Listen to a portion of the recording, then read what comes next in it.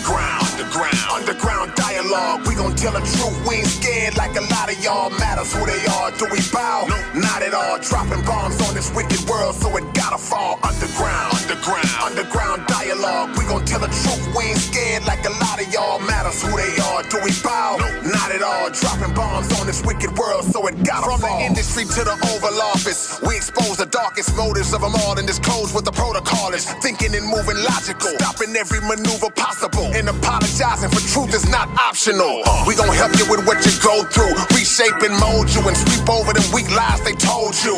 If you living with no clue, we gon' deprogram the old you. What up, man? It's your big brother K-Rino. It's your boy Keystone. Y'all are tuned in again to another episode of the Underground Dialogue Podcast, where the name speaks for itself. And tonight we have two special guests with us tonight, but we will be focusing on the queen in the middle tonight. She is here to talk about her new book, and we want to make sure that we present this to y'all in a way where y'all understand what the book is about, understand what she's about, the motivation behind writing it, and how y'all, more importantly, can go out and support it and make her rich. Miss Lluvonia Graham. Did I say it right? You sure did. Okay, so yeah, you know, because I was looking at it, I was like, you put that LL, you got an extra L in there. I'm like, but we glad to have y'all on. Y'all have seen them on the podcast before, and we really want to just get you to express to the audience what made you decide to write a book and what the book is called, and just go into the backstory behind that. Well, I've been writing for quite some time. Actually, my first published work was when I was 18. When I was in high school, I wrote something political. I actually wrote a letter to the president at the time that they ended up putting in the newspaper. Who was the president? And whatnot.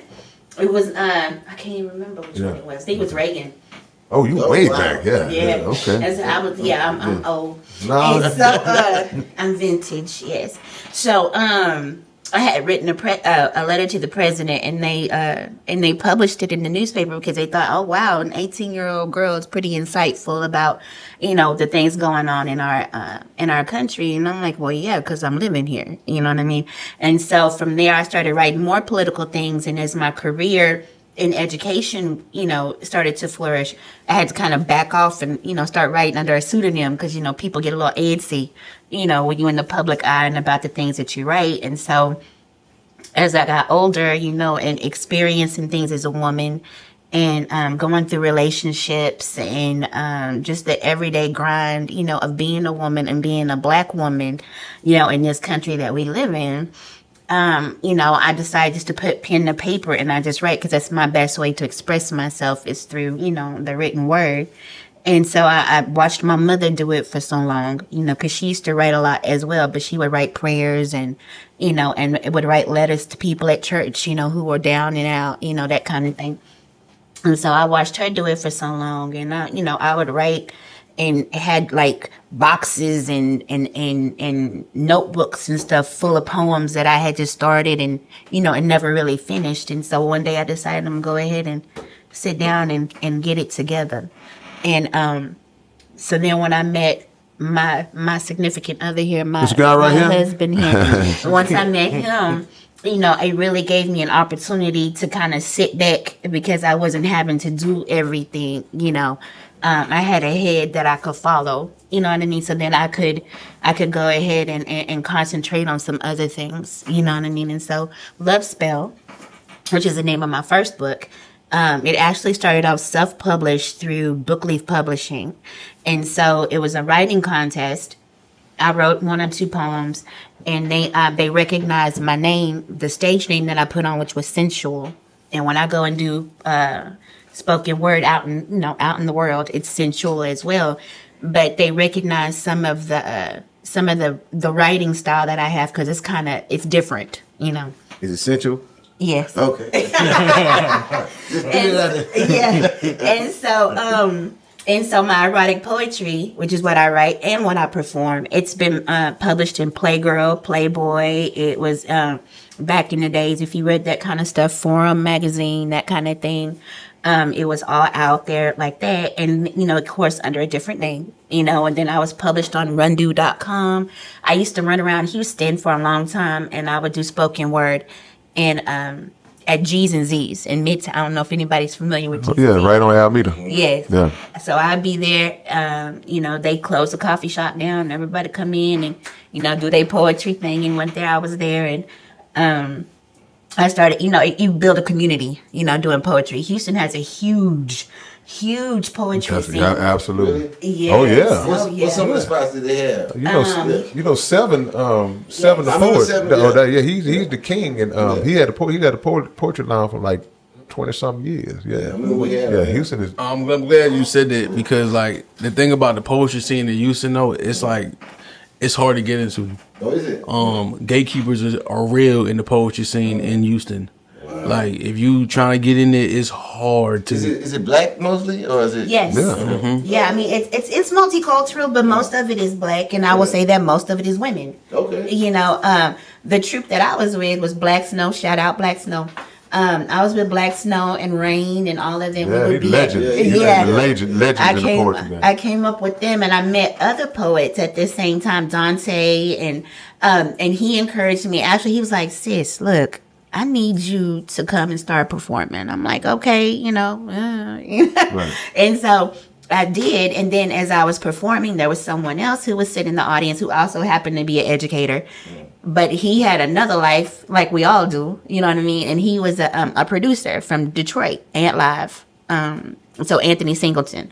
So he used to produce beats for Aretha Franklin and Ghostface Killer, and he produced the beats on my album, which I took my poetry and put it to an album. And I sold 1,000 copies of that out of my trunk, hustling hard. Old school. And so when I finally decided that I was going to sit down and create Love Spell, I wanted to make sure that it encompassed, all the things that make a woman. You know what I mean? You look in our society, we have women who, it is what it is, trying to be men. Yeah. That's not my thing.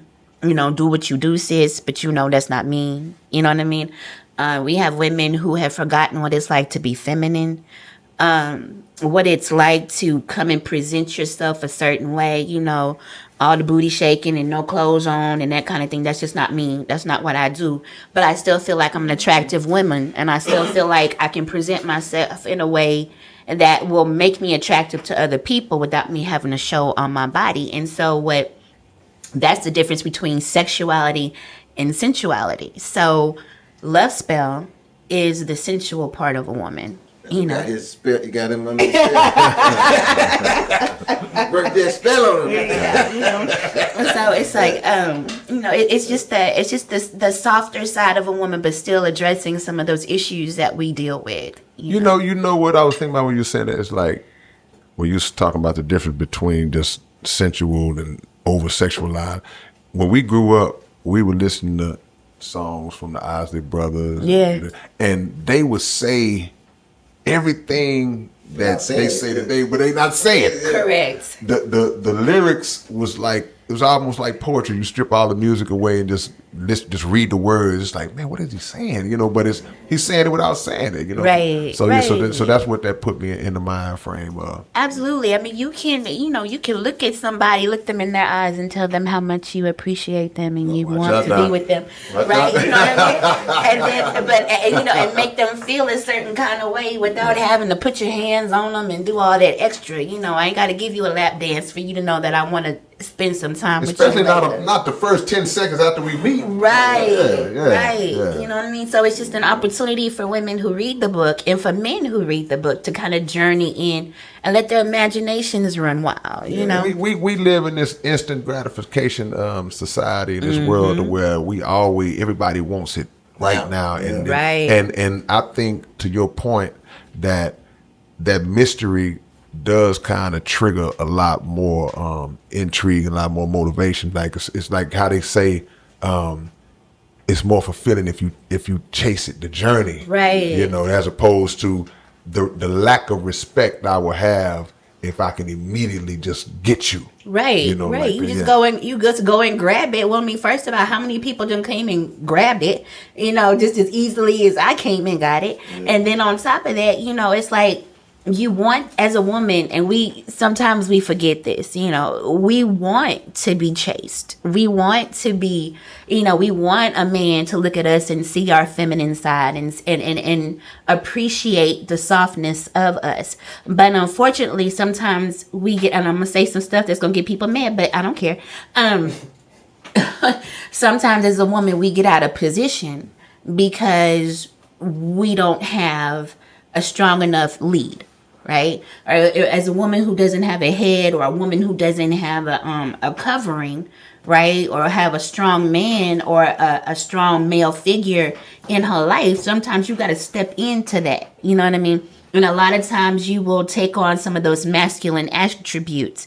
And a man is not going to be attracted to it. Well, I mean, they can, but in the traditional sense, men are not going to react to a woman who has that masculine energy. A real man ain't gonna do it. And see, it's everything you're saying is I agree with 100%. First of all, but it's something I heard Mr. Farrakhan say. He said that the woman's nature is ready to submit to a man that she sees God in. Yes. And so, out of necessity, a lot of our women have stepped into that masculine role out of necessity because of our lack of doing what we're supposed to do as men. Sir. So now you got the single mother trying to handle these 3 boys or whatever the case may be. But when she sees that man, her nature is going to automatically activate. Correct. And just go into that mode, So I remember Farrakhan also said that a woman is just naturally is going to test that man as well. Correct. Without she got to see it just the right. You submit to somebody. Hey, come on. You perpetrating. I could be lying. Yeah, you're like, no, I need to know. You know what I mean? I need to. And as a woman, we look for that. Just like children look for structure. And by no means am I equating a woman with a child, but children look for structure. Women look for leadership. You know what I mean? I need to know that when things get hard, I'm going to be able to follow behind you and it's going to be okay. I need you to be able to tell me that it's going to be okay and believe you. You know what I mean? And so how else am I going to know unless I, kind of put something in your face and see if you can do it. You know what I mean? And that's real. Absolutely. That's just real. And so also with that in that same vein, as women, we have forgotten because they stopped calling us women. If you notice, they call us female. And that's the gender part of it. You know what I mean? That's not the human part of it. That's the gender part of it. So you identifying me by my gametes, by what I have instead of who I am. You know what I mean? So when the man comes to me or talks to me and, and identifies me as female, I immediately, my eye starts to twitch because that's a whole nother, you on a different level. I need you to come up to mine, understand that I am woman. I'm the creator of life. I give and I should receive certain things because I am that. And you being a man and you acting accordingly, you will get what you're supposed to have, right. So in this book, I explore all those things of love and relationship, of women who might not be in a relationship, but still have to seek pleasure, among themselves, by yourself, that kind of thing. There is nothing wrong with that. It is a perfectly healthy thing, to do as a woman.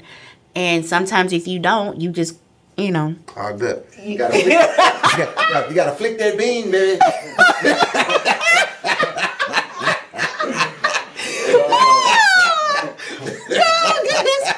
But I mean, I posted something. I have a couple of groups online that I'm like an admin for, and I posted something today because men always talk about how emotional women are and we're hysterical and this kind of, we can't control our emotions. Well, in the Victorian era, there were 2 things that were going on that kind of shaped the way women are right now. They had schools that taught men how to beat women. Mm-hmm. How to what? How to beat women. B-E-A-T? B-E-A-T, yes, sir. Okay. He's like, No. Either way, it's messed up. I said they got this shit right now. Yeah, you ain't They lying. actually had schools that taught men how to beat women. Get a little discipline. How to keep them in line, in check, right? So that's an issue. So anytime you beating somebody, they are going to rebel. They are going to respond. They are going to react.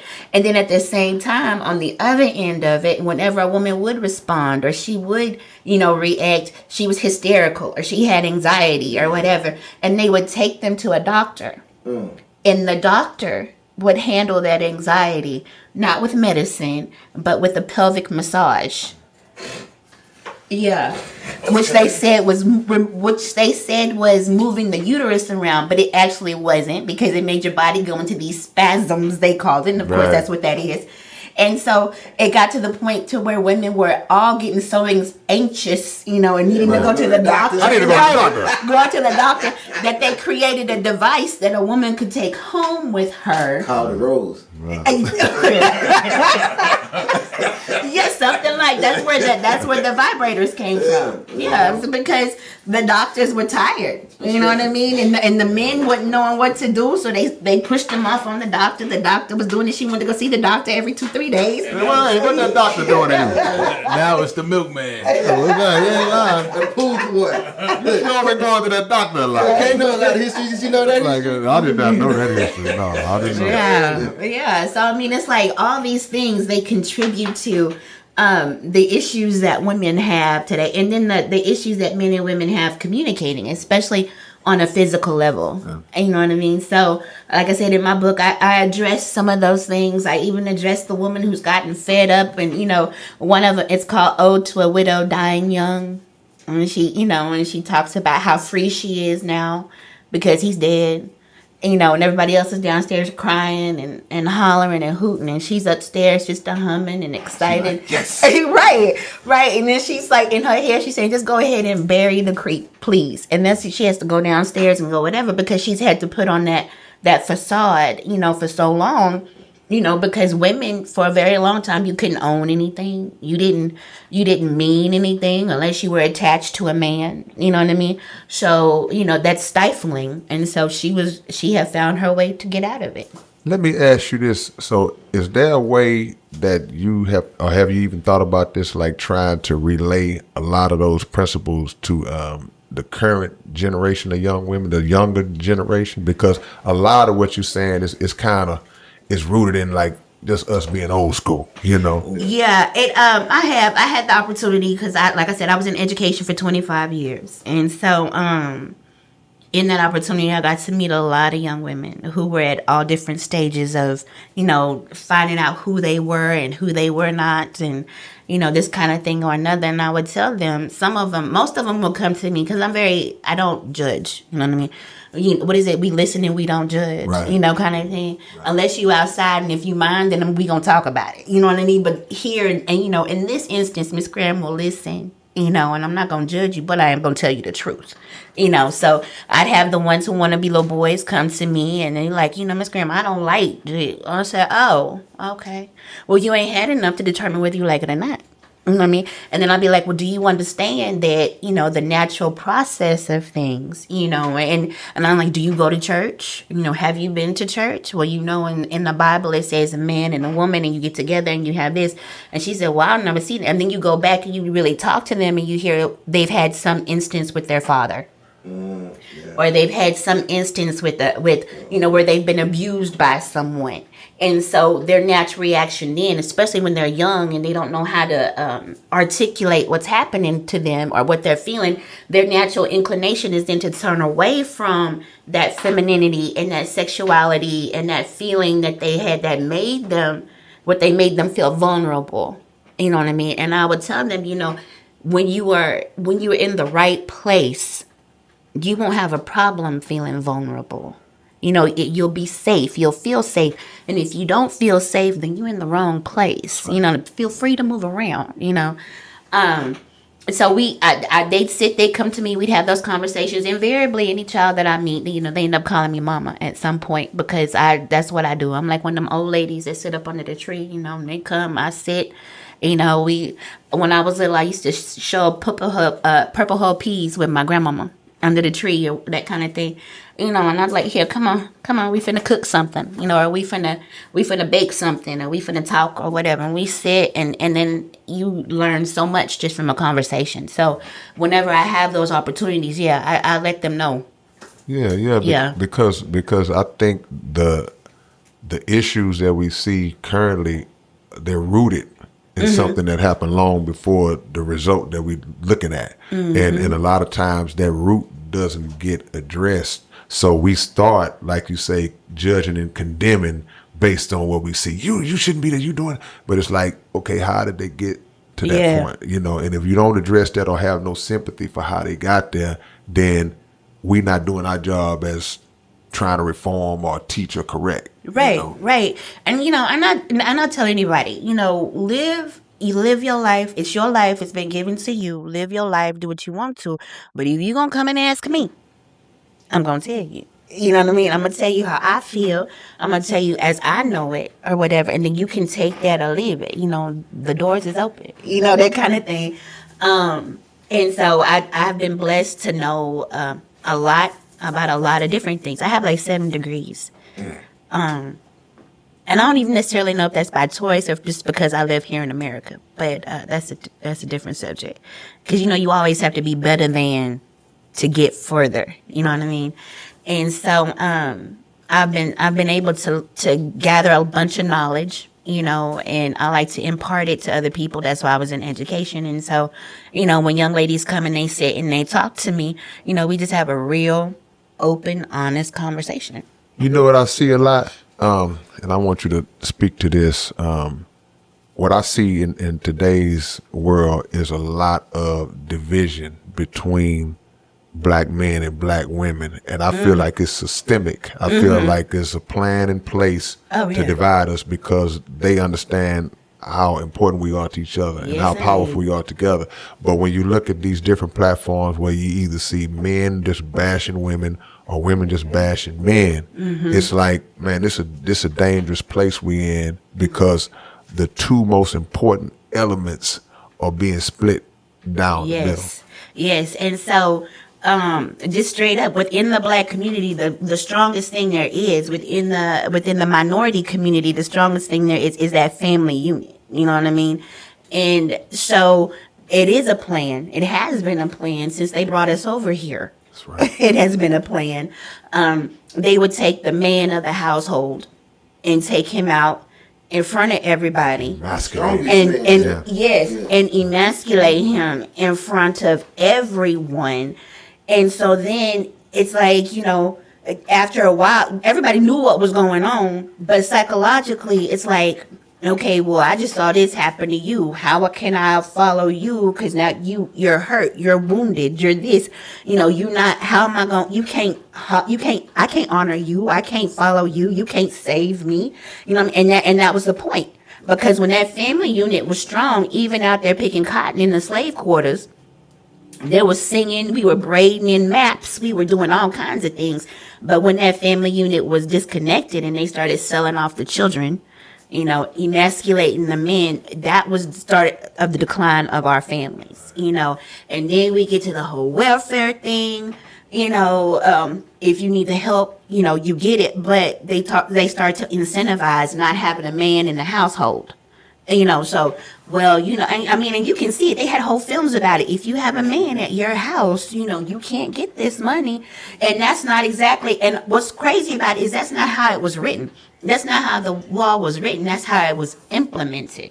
When the wonderful liberal white ladies came to your house to talk to you about it, that's what they told you.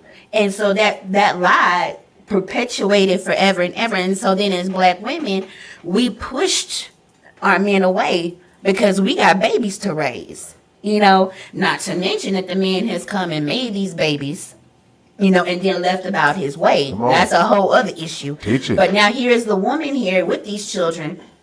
I got to do what I got to do to take care of my children. If you got to be here and I can't take care of my children, you got to go. Right. And then when you go, it's World War III on the black man outside because the police number one enemy is you. Correct. That's when you get mass incarceration. That's when you feel all that crack and the drugs into the system, black employee. They make you start feeling like I need to pimp this woman and all this other stuff. Right. I don't really need to work that much. Right. So then the woman no longer becomes your partner. She then becomes your profit. Or your product, yeah. You know what I mean? So you ain't even got to sling crack. You ain't got to sling drugs. You ain't got to do all that stuff. You got this woman here that's going to work you know she gonna work because she got them babies at home. So you can go slide up over there and stay for a little bit, do what you gonna do, and then, chuck the deuce when you ready to go do something else. And then she like, hey, I got inspection tomorrow. You got to get your stuff. Right. You Hide gotta the tennis go. shoes. Hide the tennis shoes.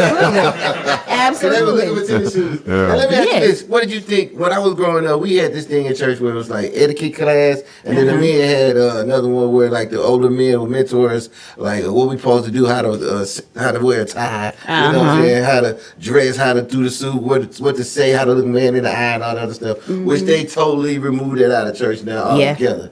But I think that was a real good, helpful thing. So we'll know how to approach it. Right. Absolutely. And especially that thing when you said looking somebody in the eye, because a slave was not able to look the master in the eye without there being some kind of repercussion. Even long after. So even now, really. In the 30s and the 40s, when the white man come down south, you got to... it's like the pimping principle, Right. If you have a deep voice, if you're a large man and you got that deep commanding voice, you got to keep your head down and cower in front of some other man. And so then again, what does that do to the family unit that's looking at you? You know what I mean? You wasn't acting like that with that white man in your, you know what I mean? And I've heard children say that. Yeah, you can't discipline your children. Right. Yeah, right. And so, all of that, all that history, all of that, it feeds into those relationships between the minority couples, especially between black men and black women. I cannot tell you how many times I go online every day and there's some man sitting there pontificating about how horrible black women are. Your mama was a black woman. Your aunties, your sisters, your cousins, they black women. Why are we so bad? The media comes and they take our sexuality. Because I don't care what nobody say. All women are beautiful, but black women are most beautiful. Come on. I'm just going to say. So they take that sexuality of ours and they weaponize it. Right? They make it look like we're hookers, we're whores. That's what you see in the movies. That's what they portray us to be. The music, and don't even get me started. People get mad about women in hip hop. How they trying to sound like a man, or they trying to do this, or they trying to do that. Okay, well, hold up, because the first person who really brought the hip hop on was a woman. Number one, out of New York. Number two, the only way that you would let them in was to shake their booty on your video.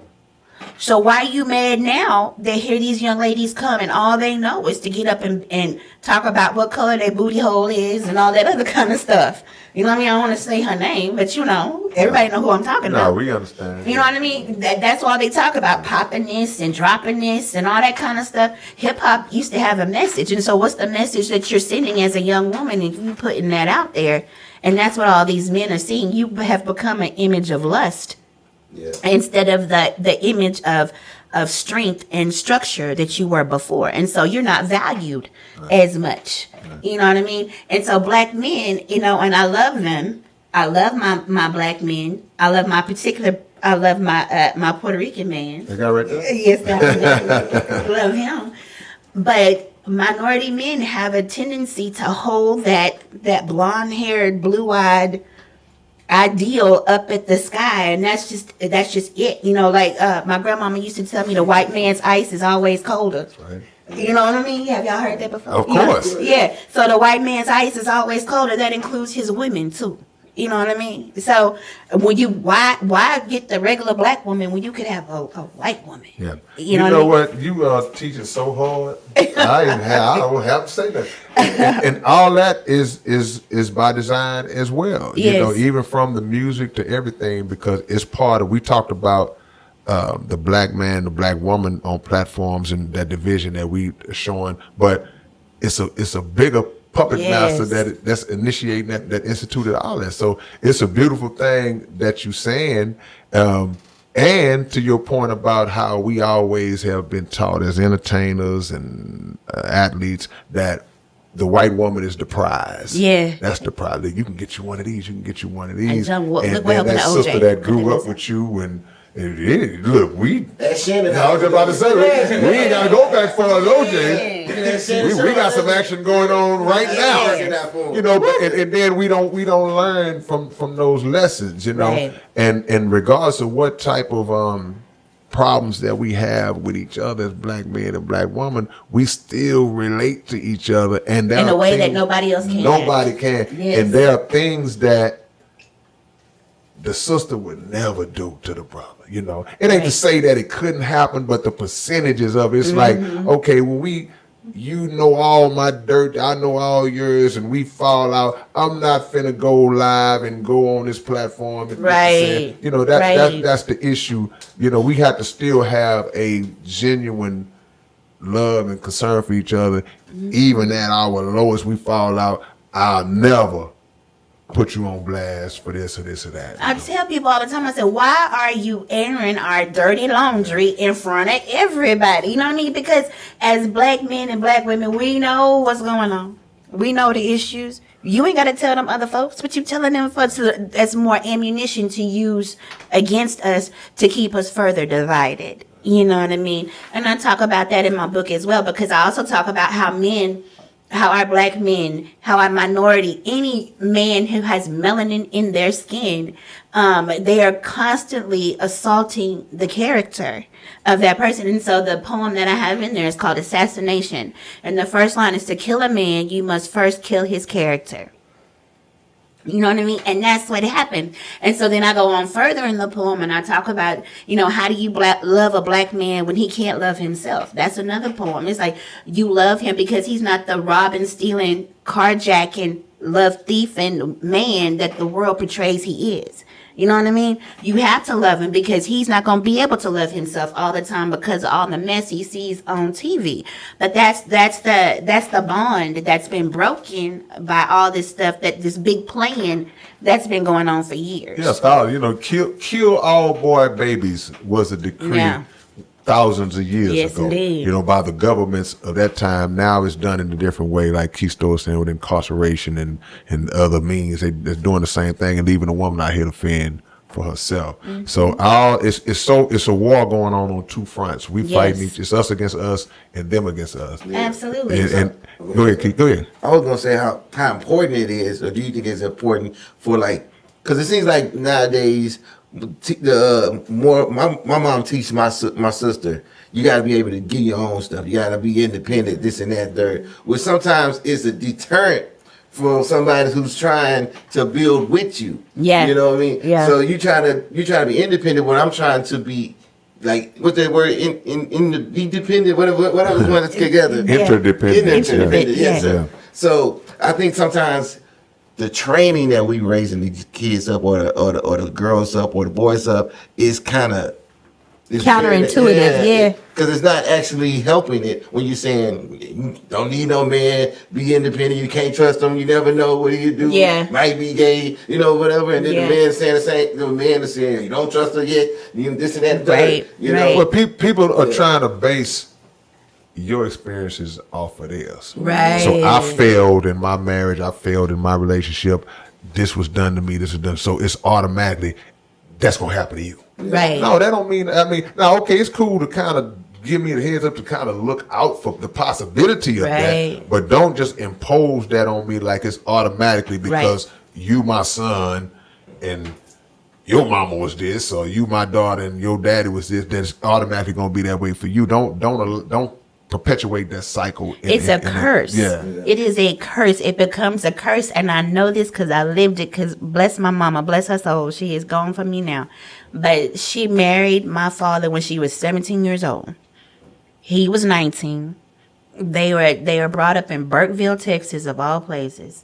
I never heard that before. It's near Jasper. Near Jasper. Ooh, I know what Jasper is. Country, for real. And so she was brought up, this your man, you stay with your man, you do whatever. They met each other when she was in 6th grade and he was in 8th grade. And all through that time they were together. But you know, people grow during that time and they change during that time. And and a lot of the times women have a tendency to make our daughters our best friends. And so when something happens, you know, where you would normally call your girlfriend up and say, girl, guess what this mofo did today? You calling your daughter and you saying, girl, guess what your daddy did today?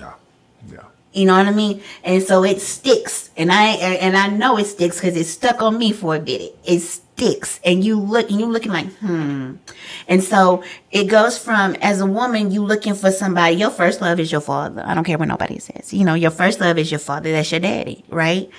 But when you had that relationship where you've had to hear all that other, then it's like, yeah, your first love is your daddy, but he's also your first villain. You know what I mean? And so then you go through your life carrying that, whereas you're supposed to be able to find the good characteristics of your father in the man that you love, and that's supposed to perpetuate you finding the love of your life.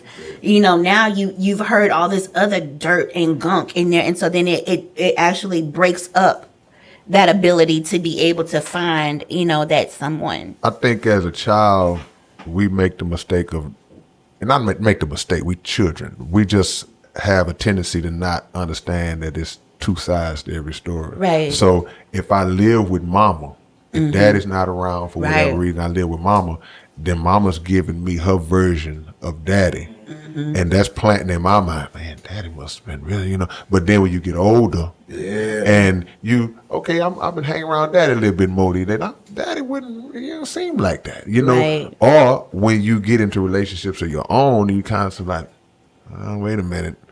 I love mama, but mama might not have been 100% accurate, and vice versa. Correct. You know, because Correct. the man, you got a lot of these, soft-hearted, sensitive dudes that they'll spend their time talking bad about a child's mother to that child as well. Right. So, but it's two sides, and until you grow up, you don't really understand that. And hopefully, by the time you understand it, it haven't messed you up. Right. To where it's like you don't know what to think. Right. Because right now in our society, any other time, because like when I was younger, it was, girl, grown folks talking, gone.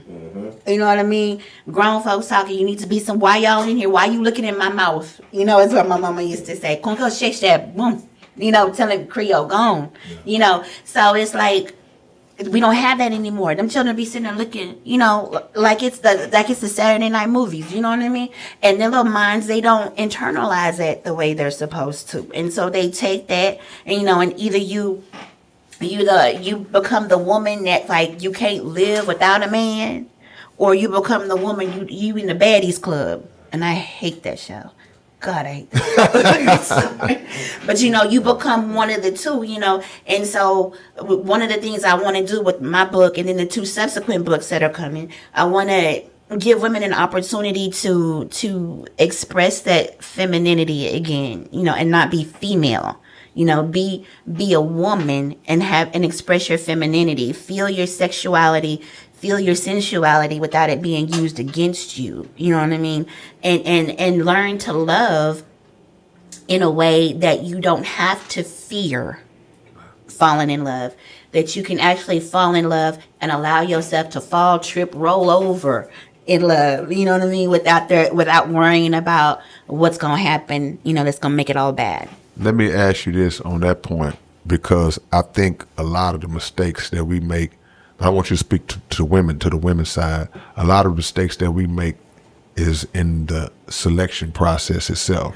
So what do you say to women in terms of how they are to go about even selecting a potential mate? Because that's the big deal. Ooh, girl, he got money. Ooh, look at that car. Ooh, he look good. And that's your process. Yeah. See, I my advice would be, know yourself, first of all. Know yourself. Because going back to what you said about, you got to be able to have your own, do your own. Yeah, in this economy, the way things are, it takes two incomes in a household, unless one of you is fortunate enough to, unless your man is fortunate enough to make, I'd say like $200,000 or something at least. I know there's people who make more than that, but whatever. But unless he's on that level, you're gonna have to help out, because this economy is not like it used to be in the 50s. You know what I mean? We're not our grandmothers. We're not even our mothers. At this point, so you're gonna have to know how to help, if not for any other reason, for when that man falls down, or when he trips, or when he stumbles, you can actually be his helpmate the way you're supposed to, and come in and pick up the slack. So I would say in selecting your man, you find one that number one can deal with your crazy, because we are. Hey. We got to change seats, man. Backhand on my block. What do you mean? I didn't know I made that noise. Hey, that was an impulse. Well, it's like, but it's true. You know, you have to find somebody who can deal with your crazy. Find somebody who can match your hustle. You know what I mean? And then find somebody who you can grow with. Who they're not gonna grow and then exclude you from the growth. They're gonna grow and want to bring you with them, or they'll allow you to grow and you bring them with you. You know what I mean? It's a partnership. I would say don't even look for a husband. Look for a partner. For a partner that you are willing to give and receive from. Right. What did Killer Mike say? What did he say when he was asked about marriage? He said he did one that reflect like his grandmama and grandfather. Yeah. Tell a young black man, use your 20s to not be married. Marry yourself to some principles and terms and conditions. What type of man do I want to be? What is it going to take me to be there? Do I have to do a trade? Do I have to school? Marry that, date now, still have fun. Use condoms if you're fucking, so you don't just make no baby out of wedlock. But I would just say marry your mission first. And as a woman, if you want to marry a man with a mission. He said marry yourself to principles, ideas before you try to marry yourself to a person. Yeah. You know, you already have an understanding of what I want for myself. But my thing, I would say also to understand what the word love really means. Right. Love ain't just sweet and pretty, and love means when Jay Reckless is when he's sick and he in a bad mood. Yeah. Love is how do you view me in our struggle, in our time of struggle? Because if we on vacation on the cruise, okay, it's great. It's great. Yeah. But now, okay, man, these folks have laid me off. Oh man, I'm sick. I'm this, whatever the case might be. I'm going through a depression. You're going through. This is the time when you demonstrate. This is where love is defined. Right. In those moments. You know? And I think that's where we get lost at. Like people stand before the preacher and he says, for better or for worse, sickness and health. They only hear the first part. For better or for health and for rich or for. And you sound on that other part. Let me tell you, they have taken in some of the services, they have taken that part out. They done remixed it. They have taken that part out, absolutely. And so, I mean, like, to what you were saying, you know, marrying yourself to the principle, I would agree with that, but don't make it no fairy tale, because it's not, you know what I mean? And so, like, I taught English when I was a teacher. When I was in a classroom, I taught English. And so English is like the best subject to teach because you can teach life lessons as you're reading this literature. So Romeo and Juliet was always my favorite thing to teach. I love Shakespeare, right? Poetry and all. So, the part where I tell them, I said, Romeo and Juliet were in love. They were in love. They were deep in love. And I said, this whole story of Romeo and Juliet happened in 3 days. 3 days. I said, they were so deep in love. But I said, guess what? They didn't love each other. Because if they loved each other, they would have lived a lot longer. Right? So it's like, everybody talk, like the man say he'll die for you. No, baby, I need you to live for me. Come on. I need you to live for me. Come on. And so I would tell my kids, and these are high school kids, you know, they old enough to know. And so I said, look, so love is being different than in love. In love is that all-consuming feeling, you know, where you get the butterflies when you get ready to sleep. Oh, no, you hang up. No, you hang up. That kind of stuff. Falling asleep on the phone. Like now they FaceTiming each other and falling asleep on the phone and that kind of thing. All of that, that's being in love. And that's fun. And that's exciting. It's also exhausting. You know what I mean? It's exhausting because it's a lot of attention you having to pay to one person. Hold on. Let me finish this. I already go crazy stuff. But then love is when all of that wears off and you got to pick his drawers up off the floor over and over and over again. Or you asking him what you want to eat today, I don't know. And then you cook something and he don't look excited about what you cooked. Yeah, you know he went to use the bathroom, then close the door. And hey, man, close that door. Man. Right. Who you think? All of those things. That's love, because if you in love, when those things happen, you gonna leave. You know, you gonna leave. But if you love that person, you stay and you work through that struggle. What you finna say? Y'all want to know another example of love? Yeah. When y'all been together for so long, and y'all watching murder mystery shows and kidnapping shows. Yeah. And she said, "Ask you, if I get kidnapped, would you come up with the money to come get me?" Let me tell you what real love is.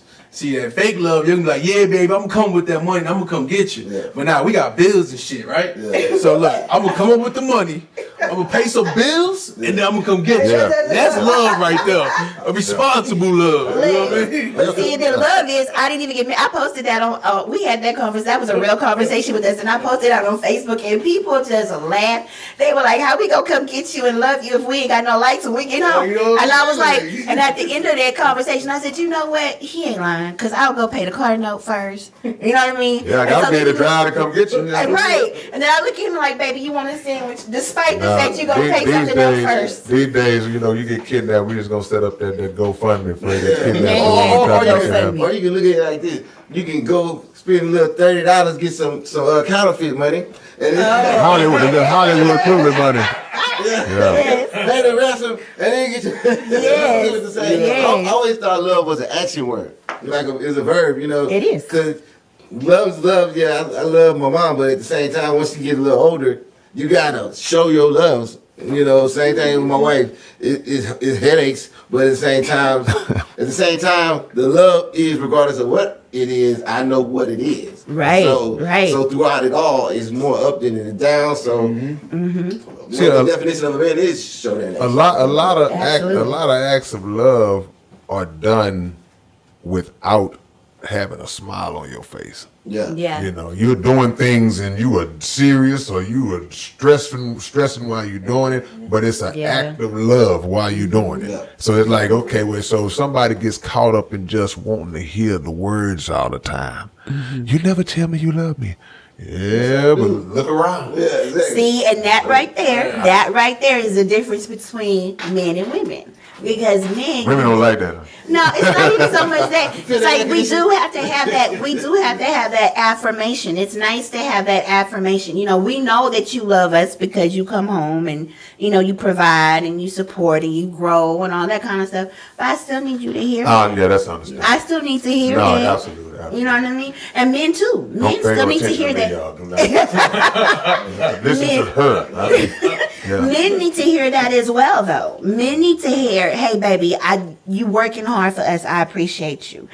They need to hear, "Yeah, honey, you look good today. You know, I like the way your little biceps showing through your shirt thing. You know, that kind of thing." They need to hear that as well, because I mean, those affirmations make you feel good, and those affirmations are what thrust you just from the love part back to being in love. Yeah. You know what I mean? And those things. Yeah. Hold that thought. I want you to say whatever you want to say. Something funny. But what I was gonna say is that I think it's real important. As basic as this gonna sound, it's really important for people that have been in a relationship for a while to continue to stay rooted in the things that they were doing in the beginning. Yes. You know, so in the beginning, like you say, because even grown people sometimes be on it, you hang up first, you hang Yes. up when you get older, because those moments, what we call the little honeymoon phase, when that wears off, and they say, oh, we settled in now. It's like, oh, we got, she know what it is. She know what it is. Like, nah, man. No, she don't. You do something with your feet. You need to do something with this. You know, you better get in a little, so I think it's important to kind of have an awareness of maintaining what drew us to each other in the first place. Absolutely. Yeah. What you I'm looking at him. See, you sitting right close. You sitting close to him. You're smacking distance. Personally, I don't need the words. Come in with a sandwich and some socks. Show me the appreciation. I don't need the words. Hey. Yeah. Come in wearing a hat, and that's that. And nothing else. I agree with that too. You know? Yeah, and those moments are important. Those moments are important. That shows me this. And you know what else is Yeah. important too? I guess I might as well get in trouble tonight too. I'm far enough. Stick your arm out. Oh no, she can't reach me. She can't reach me. Sometimes for me, it's about her knowing when not to talk to me. Yeah. You know, Man. if I Right. come in and I ain't ready to judge you, you got to be able to go ahead. I got you. Because a lot of times it's about knowing how to read your partner. It's like, Right. okay, it's like, I can tell when she in a bad mood. It's kind of like, you know, let me proceed with caution. But sometimes they don't know what I'm in, and then I don't want to hear you just chewing on me the second I cross the threshold of Right. the door. So it's an understanding that had to be there too. That's my mama used to tell me that all the time. I used to, regardless of, because my mother and father, their relationship was turbulent, to say the least. But she would, no matter what, when that man came home, because he used to work in the plants, right? So whenever he would come home from them 12, 15-hour shifts, dinner would be ready.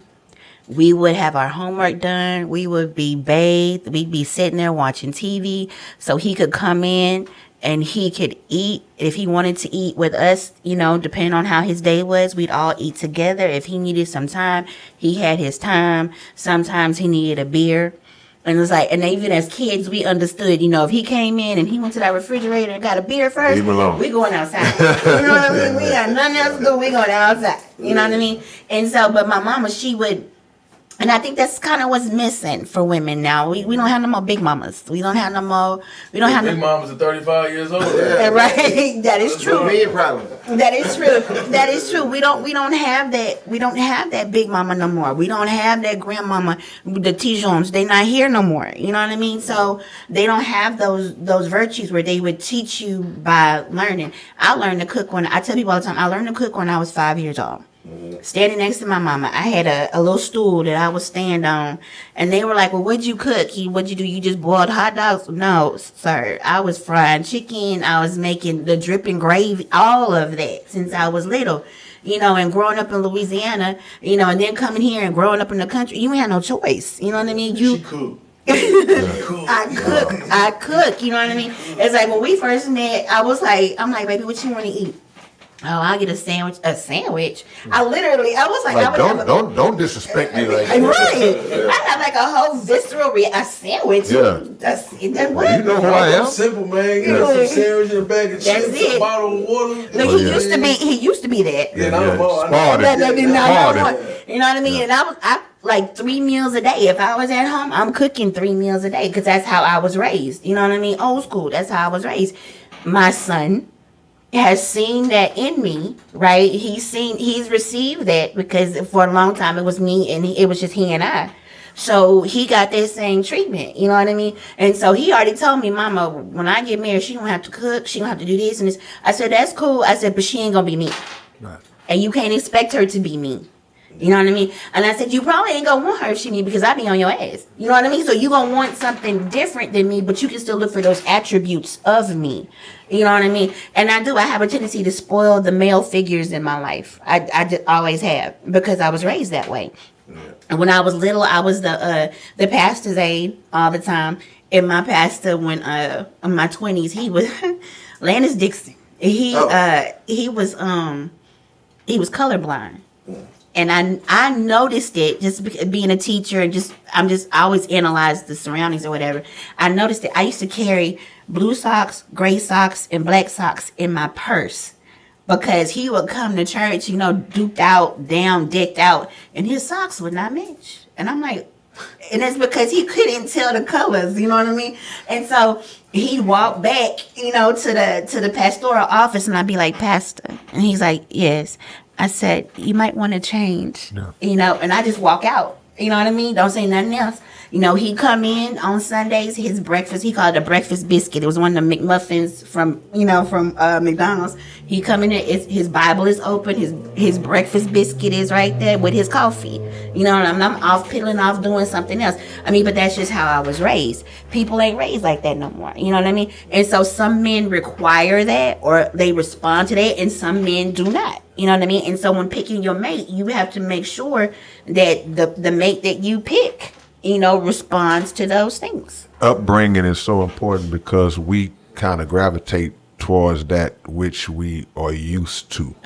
So like you were saying with your son, it's like you set a standard Now he in his mind, he's like, I can't go down or too far down. You know, she ain't gonna be mama, but I can't drop all the way off. But the same is true in terms of like the cycles of abuse and neglect as well. Yes. Like, so if you grow up in that household where daddy was smacking mama around, and then baby girl grew up seeing that, then a lot of times they end up with a guy that was like that too, because they view that as, well, my mom and dad, they were together a long time ago. And so they love they each must other. love each other. So Right. he must love me too. You know, so yeah. So those triggers, so those flags and those triggers become attractions when they're younger, because they don't get to differentiate the two, because nobody sits them down and tells them this is not how this is supposed to be, baby. They're not even flags right, to them. baby. You don't see this happening, but this is not how it's supposed to be. You know what I mean? You don't get that. You get that your daddy ain't good for this, and he ain't this, and he ain't this, but they don't ever specifically say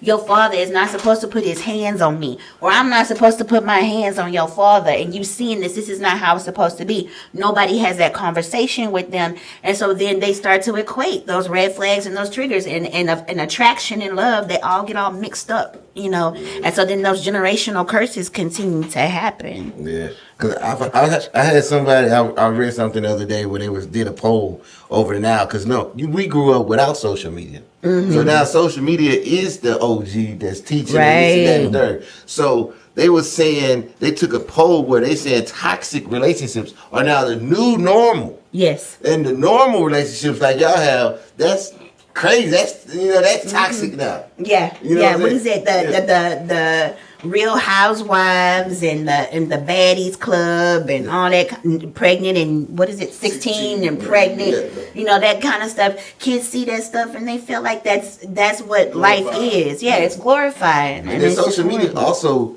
makes you more narcissist. Yeah. You know, it's people following you. You know, these Yeah. are my subjects and my followers and stuff. So they look at things like it's about me. And Right. if you can't do that, move on. Right. I don't have no forgiveness for nobody. Right. Man, I'm glad you said that, man. I was reading something today on Facebook, and I don't know, it was probably like a joke post, but it's serious at the same time. Why all these women that got OnlyFans pages think they celebrities? Exactly. Right. Same thing with Instagram models. Without Instagram, would you still be a model? And if you say yes, then why wasn't you a model before Instagram? Right. And that goes for men and women. That's valid. I want to ask you a question too, though, Jay. Got the homie Jay Reckless in here, man. So, with the way that your wife moves and how strong and how knowledgeable and intelligent and how bossed up she is, it's a lot of men, married men in particular, that would feel intimidated, threatened, or maybe try to hinder her or hold her back from that. Give some advice to men who might not be able to handle that, on how you can still be the man but yet allow your wife to live her purpose at the same time. I'm about to hurt a lot of feelings. Man, get out your feelings. Point blank, period. Get out your feelings. If your woman is a boss and you can't handle that, you got no business with her. Point blank, period. Ego is not your ego. Point blank, period. And y'all not in no competition, no enemies of each other. We trying to build something Grow together. you know. Yeah, we got two different lanes. Yeah. We got two different lanes. I'm a writer, a poet. I have several different. I'm a tobacco distributor. Excuse me. I'm a tobacco distributor. I'm an author. I'm a published author. I'm an educator. I have an online homeschool, and I have a catering business, right? And I partner with my husband in managing musicians. And I also have, I guess you could call it a budding music career or whatever, but I've been there and done that, you know what I mean? And so this man, he is host extraordinaire, podcast extraordinaire, you know what I mean? His face is everywhere. And so I'm more on the quiet side until you get me talking like in a forum like this. People won't even know what I know on a regular unless they interact with me or have that conversation, because I have no need to be out there like that. I shine in a different way. He shines in his way. And I don't have to feel like every time he's seen, I have to be seen, and vice versa. You know what I mean? Because like when he's hosting these concerts and talking to all these folks and whatnot, I'm doing my part because I'm an active business partner, right, Daddy? Yes. So I'm doing my part, and my part, and I'm really good at it, is I will go and work the room. I will go and I'm looking to see who knows who. I'm looking at connections that are made. I'm getting information. I'm listening. You know what I mean? And then when we get home, I say, hey, Daddy, did you know that such and such and such and such? You know, I do that. I hook him on game all the time. And it's not because he can't get it. It's because he's busy. Yeah, he's in a different capacity. Right, at the he's time. doing something else. Right. And so I don't mind doing it. I'm good at that. I'm good at building relationships and making connections, and we network. And so that's what I do. I'm highly organized. He not so much, because he's a charismatic, you know. I'm charismatic, but in a different way. But I love organization. I need my list. We gonna do this, and this. You know, I was an educator, so that's how I roll. But we complement each other, and so like I said, every time he has to be seen, I don't have to be seen, you know. And just because I have a musical talent, because I can sing a little bit. I'm no Korean, right? But I can sing a little bit. I've been known to throw a car concert or two. We'll be doing these long roads and whatnot. You know what I mean? And I'm a poet. I can rap a little bit. You know what I mean? Salt and pepper happens to be my favorite. But anyway, you know what I mean? I can do those things. I don't need to do those things because I'm a writer. You know what I mean? I don't have to be on every show that he does. I don't have to be seen every time Reckless Talk Management and Promotions is doing something. I am there, but I don't have to be seen all the time. When we were on tour with Afro Man, I did the same thing then that I did that. He and T are killing it, doing it or whatever. I'm driving.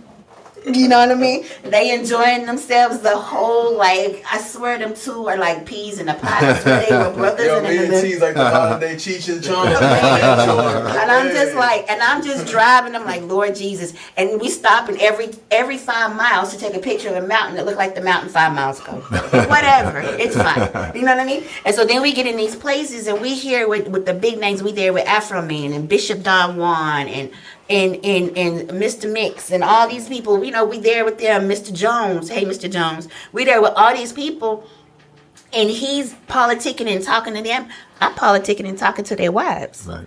You know, and their girlfriends, because that's where you get the information. You know what I mean? I'm helping Afro Man's friends, young ladies, and Bishop's ladies, clean up and get the green room ready and decorate for Afro Man's birthday party. You know what I mean? I'm playing my part. I see Afro Man and I'm watching him. You know, he has the pimp goblet with him all the time, right? Got the weed down here, then the goblet, and he puts a lid on a napkin over the top. You know, and I'm well aware that, you know, as a you know, a public figure, you have to be careful. Right. Going through places or whatever, and I'm always very cautious about that with him because I have been roofied before in a club, and so I'm cautious of other people, and so I would see this man who's made all this money, who all these people know, getting his own water. You know what I mean? Getting his own ice and stuff like this. He drinking hot water and he's sweating and whatnot. Ain't nobody bring. I looked at him. I said, "Would you like me to get you some ice?" You know, I said, "Would you like some water?" I said, "Could you allow me to do that?" And he looked at me like I was an alien. He was like, "Yeah." You know, yeah. He was excited. She became the tour mom. Right. Like, it's crazy, like, how she just takes over. You know what I mean? In certain situations, like, she's talking about the Afro Man tour.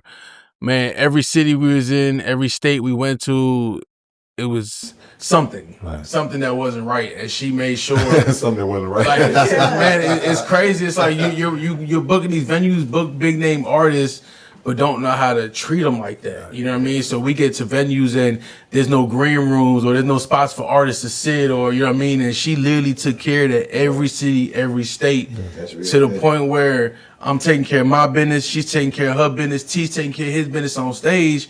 Now, mind you, she mentioned the Afro Man's birthday party. Like, that wasn't even part of the tour. We got a personal invite just because of how we do business. Yeah. You know what I mean? So that speaks in itself right there. Because our last stop on tour was New Mexico. Here we are 2 weeks later. We at Vegas and Hollywood with Afro Man. Yeah, people know good people, man. Yeah, exactly. And then just adulthood, real adulthood, and responsibility is just doing what needs to be done because it needs to be done. Right. Not because I'm trying to benefit something out of it, or it's gonna be. It's because look, man, somebody need to sweep up that little dust over there. Just do it because it needs to be done. Because it needs to be done. You know? I am not opposed to like going to venues, and I'm like, I'm seeing if it looks sticky, I'm going to clean it. Yeah. Give me something, let me clean it, because he not finna sit there, and I'm definitely not. And then you have an artist. As an artist, you should never go into a venue and not have things prepared for you.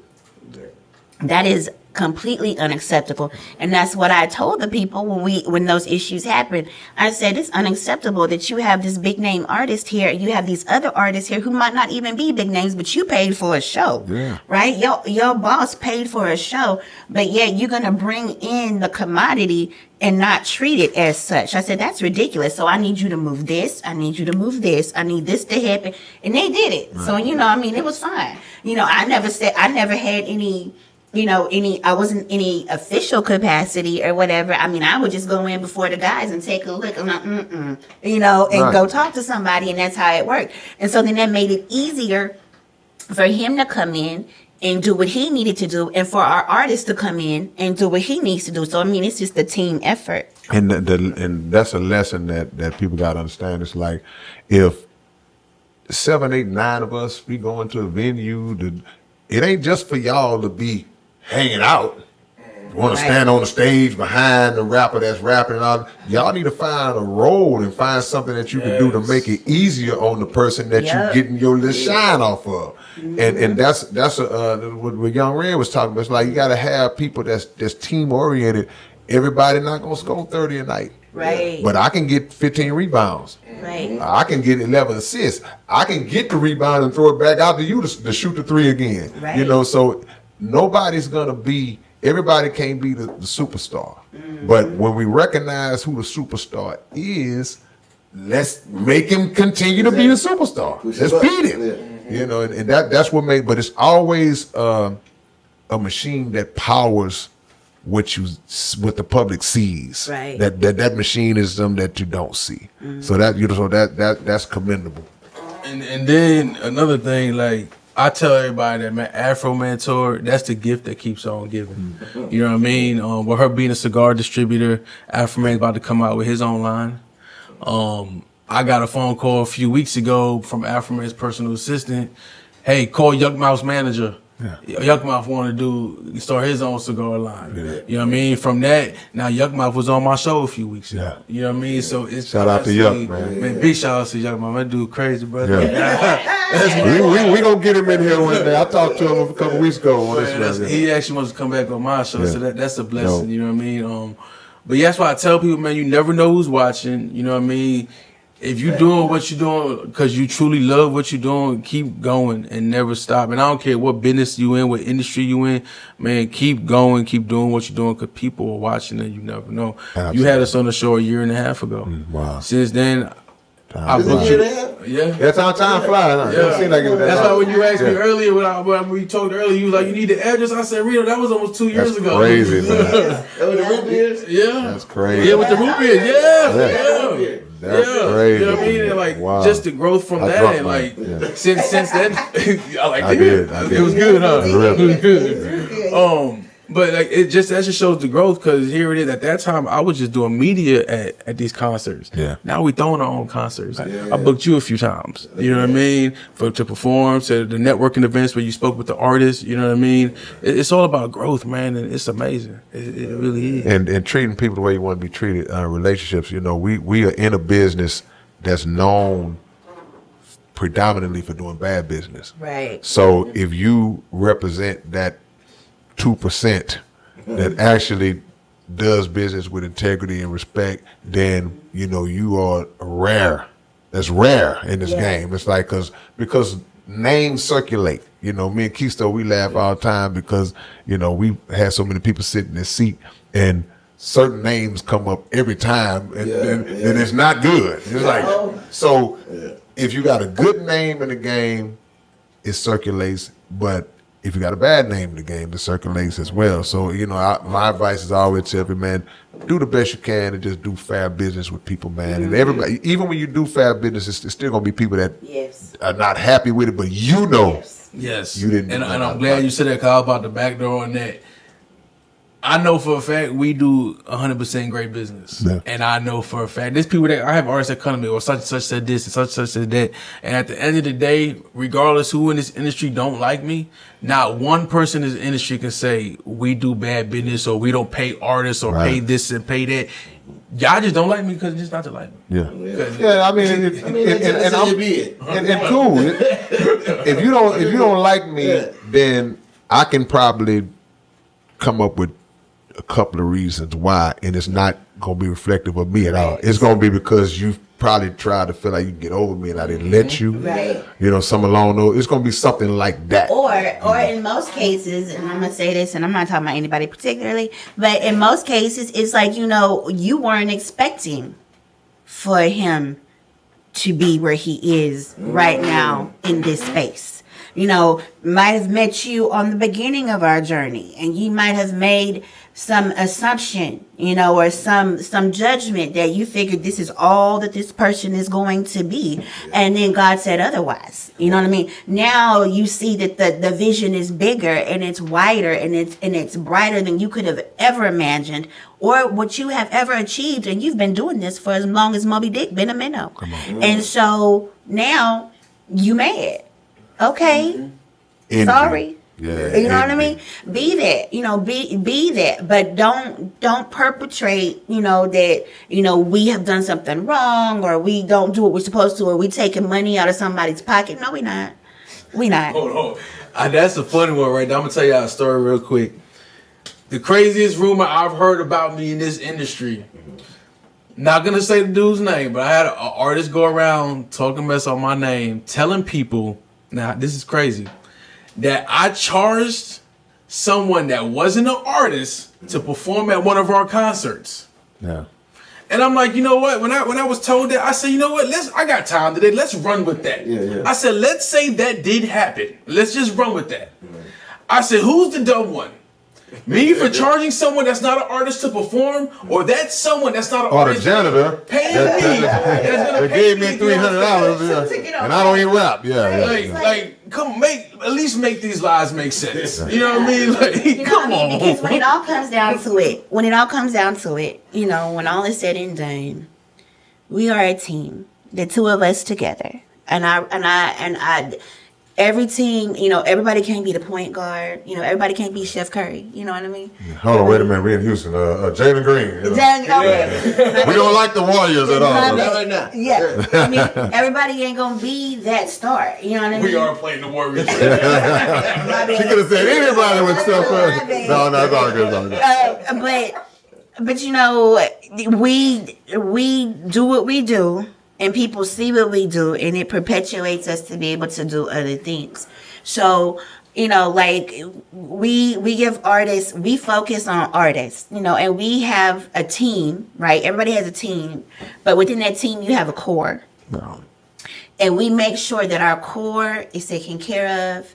Our core is our family. Right. You know what I mean? We treat everybody that we deal with like family. I see that. You know what I mean? And so and it's a reciprocal kind of, you know, type of relationship because they treat us that way as well. You know what I mean? If you really rolling with us, you know how we roll, and you're not gonna hear no mess from the outside and believe it because you know how we get down, right? And so we give artists an opportunity, you know, to shine, to do what they do best, you know, and we don't charge them an arm and a leg to do it. You know what I mean? We give you the opportunity. Yeah, you might have to pay to play because that is the plight of the underground artist. We're not gonna charge you $600 and $700 to get on stage with nobody. You know what I mean? Don't get mad at us because we do that and artists come to us. Right.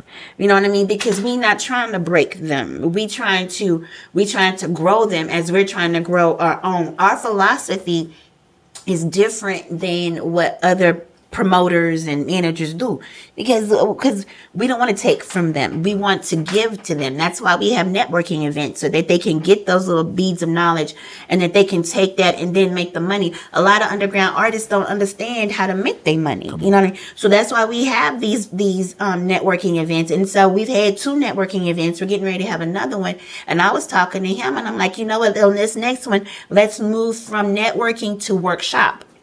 You know, and so I'm looking for sponsors right now that'll let us borrow some computers. We can set them in there. And so instead of me telling you or somebody else telling you about BMI and ASCAP, you're going to sit yourself down in a chair and you're going to do it right there. We're going to show you how to do it. So set then, it up. Right. So then you can leave with something tangible, you know, that you can do. And so then you can go from there and continue to do what you love and make some money while you do it. So, I mean, there's the entertainment part of it.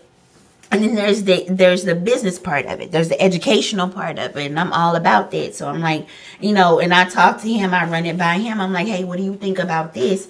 And he's like, oh, yes, that's good. Or no, let's not do that or whatever. But I mean, the next step, you know, and what we've been doing is to give everybody an opportunity to actually sit and do it, because you can hear it all day. But until you have an opportunity to do it and have somebody to show you how to do it, you know, it doesn't happen.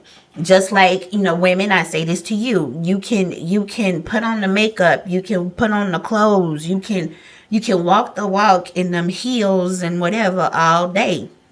And I know, because I like to do it too. But until you work on the inside, until you figure out who you are as a person and what you deserve as a person, you are not going to find that happiness. And I talk about that in my book. In my second book, it's actually a whole novel, which I'm really excited about. I was blessed because, like I said, I started off as a self-published book, and then Turner Publishing, I sent it in just on a whim. I'm like, let me see if anybody will pick it up. Some smaller book houses did not, but Turner Publishing picked it up. And not only did they like this one, that they went and they took over the publicity part of it and the distribution and all of that, but they were like, we want you to write 2 more. And I'm like, oh, for real? They're like, yeah, we want you to write 2 more. And I said, on this topic, or do I need to change it? Because, you know, they're like, nope, on whatever you want to do, because my writing style is a little different. You know, my poetry is a little elevated, and I'm not knocking what anybody else does, but sometimes when you talk about erotic poetry, it's real sexual, not sensual. Right. You know what I mean? They want to talk about the mechanics of it. Well, boo-boo, we all know how to do that part. Yeah. You know what I mean? Right. You know? So I like to focus on the other part of it, the part that gets you to that part. You know what I mean? And so when I talked with them, I told them, I said, well, this is the vision for what I have for the second one. And they said, let's run with it. So I'm like, okay, cool. So the second one, the first one is Love Spell. The second one's going to be Black Magic. And that's coming up. I should have it finished by the end of the year, hopefully. And it's, you know, it tells the trials and tribulations of a young woman who was in a relationship, got out of that relationship. You know, I'm done with dating. I'm done with this. I'm done with that, or whatever. And she rides the same train to work and to home every day. And there's a bumpy part of the train where she relieves herself, you know what I mean, every day. And that's her interaction with herself until she meets this man. And she never even like really meets him. It's just the smell of him, the presence of him, the way he walks and commands the room when he comes in, you know what I mean? And that's what she falls in love with before she actually falls in love with him. Right. And so it's a love story, of course, you know what I mean? And of course there's sex in it, but it's all the things that lead up to that we don't ever focus on, right. You know, that builds up and brings that in, and then kind of brings in the male-female dynamic. Right. Oh, that's beautiful. That's beautiful. It's because like these days, and the R&B and the rap, even in the movies, it's like, how you doing? Bang, bang, bang. What's your name again? They say that afterwards. Yeah. So, well, you know, we definitely want to make sure that we put that out there and support that. Give them any social media that y'all got going on, anything y'all got coming up, and because this has been a dope conversation. So Well, again, my name is Lluvonia Graham. I'm also known as Sensual the Poet. I have a book out called Love Spell. You can find it on Walmart.com. You can find it on Amazon. You can find it on Bookleaf Publishing. You can find it anywhere that fine books are sold. Barnes and Noble as well. Also, you can find me. I am the nightlife correspondent and culture correspondent and contributing editor for Houston City Beat. You can find my work there as well. I'm also one half of the dynamic duo of Reckless Talk Management and Promotions. Man, what's going on, everybody? It's your boy Reckless Talk with the Reckless Talk Podcast, Reckless Talk Sports Podcast, Reckless Talk Management and Promotions, A1 Music Empire, Houston City Beat. We are the storytellers of Houston. Man, you can find me on Facebook, J Reckless, Instagram, Reckless Talk 718, YouTube, the Reckless Talk Podcast. Things coming up, man. I know by the time this is published, May 3rd, we got the Houston Energy. I do media for the Houston Energy. We stream all their games on our sports show, Reckless Talk Sports. So on May 3rd, we're in Dallas. So really, from I'll say from May to the end of June, that's really what we focus on. It's Houston Energy all day, every day. We get behind the scenes footage. We travel with them all over the country. Our 3 away games this year is Dallas, Nebraska, and Denver. So y'all get really good behind the scenes footage with them doing that. We're bringing out celebrities every home game to show support. I'm also the announcer for the home games. And we got a tour coming up. Actually, before we end this, man, definitely want to touch on this. We got a tour with Don Tino, support local music. We're doing like a concert series, local tour with him this summer. We're going to team up with them. So that's going to be amazing. That's going to be amazing for real. We back in motion, y'all have always want Underground Dialogue Podcast merch, whatever you need, go to undergrounddialogue.com and check us out. And always make sure that every Wednesday night, y'all are checking out the Underground Dialogue Podcast right on YouTube. Coming to show I ain't coming on y'all little podcast. Y'all just playing. I need you back on my show. Hey, whatever you say, brother. Whatever you say, we're gonna make it happen, man. We appreciate y'all. What's up, man? It's your big brother K-Rino. And check this out, brother man. K-Rino. This your boy Keystone. It's the Underground Dialogue Podcast, and we are out. You can promote your business. You can promote your video, your song, whatever it is that you have, man. Reach out to us if you're interested in promoting on the Underground Dialogue Podcast. All you got to do is email us at undergrounddialoguepodcast@gmail.com. Get it. What up, man? It's your big brother K-Rino. I'm proud to announce that I'm a new brand ambassador to this new brand of clothing and shoes called Volas. Y'all make sure that y'all support this. It's already available. Houston-based company, straight out the A's. Look at the quality of the packaging itself. We ain't even got to the shoes yet, man. And this is just one pair of shoes, one design. They got all kinds of dope designs of shoes that you guys can choose from. Go to volas.biz and find your order, find what you want. Wide selection to choose from, male and female items, and I'm proud to be a part of it, man. Community workers, versatile products, Volas, manufactured in Italy. Look at the quality of this box, man. Y'all don't know what it is. Catch y'all later on.